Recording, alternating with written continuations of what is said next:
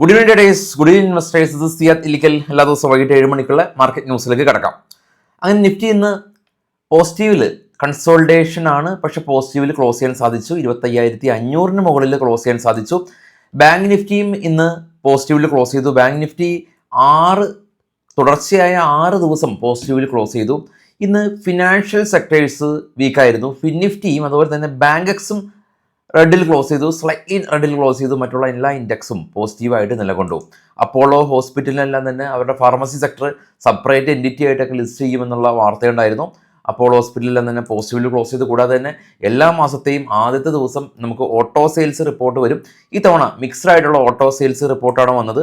Mid cap സെക്ടറിൽ നിന്ന് SML Isuzu export spike ചെയ്തു. അതുകൊണ്ട് തന്നെ സ്റ്റോക്ക് ഇന്ന് 6% റാലി രേഖപ്പെടുത്തി. ടാറ്റ മോട്ടോഴ്സിൻ്റെ എല്ലാം തന്നെ അവരുടെ ഡൊമസ്റ്റിക് സെയിൽസ് 12% ഒരു കുറവുണ്ട്. കൂടാതെ തന്നെ കൊമേഴ്ഷ്യൽ വെഹിക്കിൾസിലും സെയിൽസ് സ്ട്രഗിൾ ചെയ്യുന്നുണ്ട്. NCC കൺസ്ട്രക്ഷൻ കമ്പനിയാണ്, ഓർഡർ ഉണ്ടായിരുന്നു, സ്റ്റോക്ക് പ്ലസ്സിൽ പോയി. റിലയൻസ് ആണ് ഈ ഒരു കാലഘട്ടത്തിലെ താരം. റിലയൻസ് ഇപ്പോൾ ട്രേഡ് ചെയ്യുന്നത് 9 മന്ത് ഹൈയിലാണ്. ന്യൂവാമ എന്ന് പറയുന്ന ബ്രോക്കറിംഗ് സ്ഥാപനം റിലയൻസിനെ അപ്ഗ്രേഡ് ചെയ്തതായിട്ടുള്ളൊരു ന്യൂസ് ഉണ്ട്. നിഫ്റ്റിയിൽ ഇന്ന് പ്രധാനമായിട്ടും ബാങ്കിങ് സെക്ടർ സ്ലൈറ്റ്ലി വീക്കായിരുന്നു.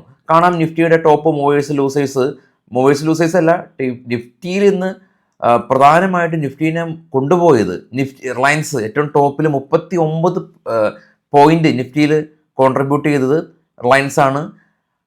എന്നാൽ ICC ബാങ്ക് അതുപോലെ തന്നെ ഏകദേശം ഒരു 0.09% ഇടിവിന് കാരണക്കാരനായി. ഏറ്റവും താഴെ കാണാം. അപ്പോൾ ICCയും ആക്സസും ബാങ്കിങ് സെക്ടറിൽ നിന്ന് വീക്കായിരുന്നു. ടോപ്പിൽ നോക്കുകയാണെങ്കിൽ റിലയൻസും HDFC ബാങ്കും നിഫ്റ്റീനെ കോൺട്രിബ്യൂട്ട് ചെയ്ത സ്റ്റോക്കുകളാണ്. ഗ്ലോബൽ മാർക്കറ്റ് എന്ന് പരിശോധിക്കുമ്പോൾ ഗ്ലോബൽ മാർക്കറ്റിൽ ഏറ്റവും താഴെ കാണുന്നത് ഇപ്പോൾ ട്രേഡ് ചെയ്യുന്ന 3 യൂറോപ്യൻ മാർക്കറ്റും നെഗറ്റീവാണ്. ഇന്ത്യ വിക്സ് ഇന്നലെ സ്പൈക്ക് ചെയ്തിരുന്നു, ഇന്ന് 2.4% ഫോള്. ഡോ ഫ്യൂച്ചർ ഇപ്പോൾ ട്രേഡ് ചെയ്യുന്നത് ഫ്ലാറ്റാണ്. നിക്കി ജപ്പാൻ മാർക്കറ്റ് 579 പോയിന്റ് ഇടിവുണ്ടായിരുന്നു. കോസ്പി കൊറിയ, ഷാങ്ഹായ്, ചൈനയെല്ലാം തന്നെ ഫ്ലാറ്റായിരുന്നു. ഓസ്ട്രേലിയയിലെല്ലാം തന്നെ ഫ്ലാറ്റ്. ഗോൾഡ് ഇന്ന് അൺഎക്സ്പെക്റ്റഡ് ആയിട്ട് പെർ ഔൺസിന് $47 ഉയർന്നു. $47 പെർ ഔൺസിന് ഗോൾഡ് ഉയർന്നു എന്നുള്ളത് അതും ഈ ഒരു ഓൾ ടൈം ഹൈയിൽ. നമ്മൾ കഴിഞ്ഞ ദിവസം പറഞ്ഞ പോലെ തന്നെ ഗോൾഡ് പറക്കാണ്. ബിറ്റ് കോയിൻ നോക്കുകയാണെങ്കിൽ $1275 മാത്രം സ്ലൈറ്റ്ലി പ്രോഫിറ്റ് ബുക്കിംഗ് കണ്ട് നിൽക്കുകയാണ്. നിഫ്റ്റി കാണാം ഓപ്പണിംഗ് റേഞ്ച് 25,600 പരിസരം വരെ പോയി, പിന്നീടൊന്ന് ഫോളോ ചെയ്തു 25,533 ഹോൾഡ് ചെയ്ത് നിന്നു. അപ്പോൾ ഇന്ന് സ്ട്രാഡിൽസും അല്ലെങ്കിൽ അയൺ ബട്ടർഫ്ലൈ ഒക്കെ ചെയ്ത ആളുകൾക്കെല്ലാം തന്നെ ഒരു പ്രോഫിറ്റ് ജനറേറ്റ് ചെയ്യാൻ പറ്റിയിട്ടുണ്ട്. പക്ഷെ വളരെ റിസ്ക് ആണ്. കാരണം ഇപ്പോഴത്തെ അവസരത്തിൽ മാർക്കറ്റ് പെട്ടെന്ന് ജമ്പ് ചെയ്യും. അപ്പോൾ ഷോർട്ട് സ്ട്രാഡിലെല്ലാം ചെയ്യുന്ന ആളുകളൊക്കെ ശ്രദ്ധിക്കുക.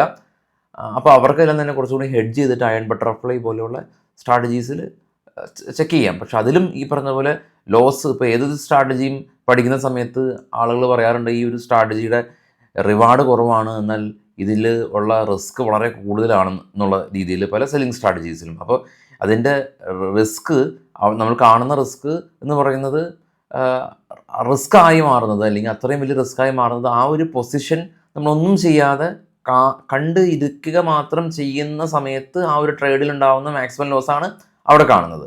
അപ്പോൾ അതൊന്ന് ശ്രദ്ധിക്കുക. അപ്പോൾ സ്ട്രാറ്റജി അപ്ലൈ ചെയ്താലും അതിൻ്റെ ഏറ്റവും വേഴ്സ്റ്റ് കേസ് സിനാരിയോ വരെ വെയിറ്റ് ചെയ്യേണ്ട. അതിലും നമുക്കൊരു സ്റ്റോപ്പ് ലോസ് ഒക്കെ എല്ലാം തന്നെ സെറ്റ് ചെയ്തിട്ട് ഇറങ്ങി പോരുന്നതാണ് ഉചിതം. അപ്പോൾ ഇനി സ്റ്റോക്കുകളുടെ വാർത്തകൾക്ക് പോകാം. ഈ വരുന്ന ശനിയാഴ്ച ദിവസം നമ്മുടെ കൊച്ചി ഓഫീസിൽ വെച്ച് FNOയുടെ ക്ലാസ് ഉണ്ട്. കുറഞ്ഞ ഫീസിൽ നമ്മളോടൊപ്പം ഇരുന്ന് പഠിക്കാം. തുടർന്ന് 6 മാസം നമ്മുടെ ഓഫീസിൽ വന്ന് വീണ്ടും ടെക്നിക്കലായിട്ടുള്ള സംശയങ്ങൾ ചോദിച്ച് മനസ്സിലാക്കി കട്ടായം നമ്മൾ പഠിച്ചിരിക്കും.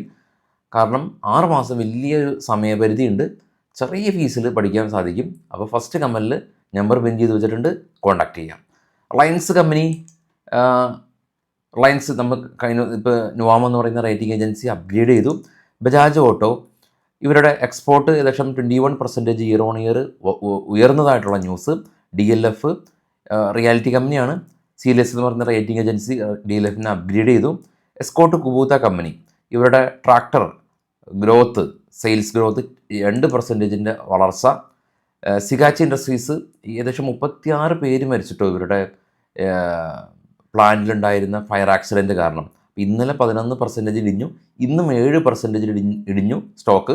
അപ്പോൾ അൺഎക്സ്പെക്റ്റഡ് ആയിട്ട് വലിയൊരു ദുരിതത്തിന് കാരണമായിട്ടുണ്ട് ഈ ഒരു ഫയർ ആക്സിഡൻറ്റ്.